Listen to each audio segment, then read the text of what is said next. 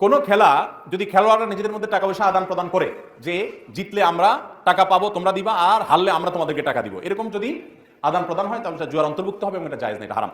কিন্তু এছাড়া টাকা পয়সা দেওয়া ছাড়া খেলাধুলা করে কেউ শারীরিক কসরতের উদ্দেশ্যে, শরীয়ত যেই খেলাধুলাতে শারীরিক কসরত আছে, ব্যায়াম আছে, এই খেলাকে জায়েজ করেছে।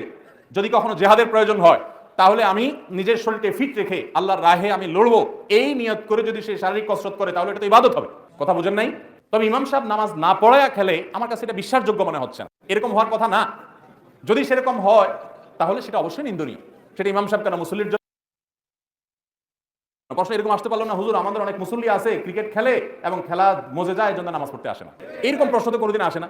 প্রশ্ন আসে হুজুর ইমাম সাহেব বিয়ে না করলে তার পিছনে নামাজ পড়া যায় আছে কিনা। আমি বলি প্রশ্ন এরকম আসে না কেন যে ভাই মুসল্লি সাহেব বিয়ে না করলে নামাজ পড়া যায় আছে কিনা। ফতোয়া সব এদেশে দুই শ্রেণীর মানুষের ব্যাপারে, এক হলো মসজিদের ইমাম সাহেব মুয়াজ্জিন সাহেব, আরেকটা হলো মহিলা।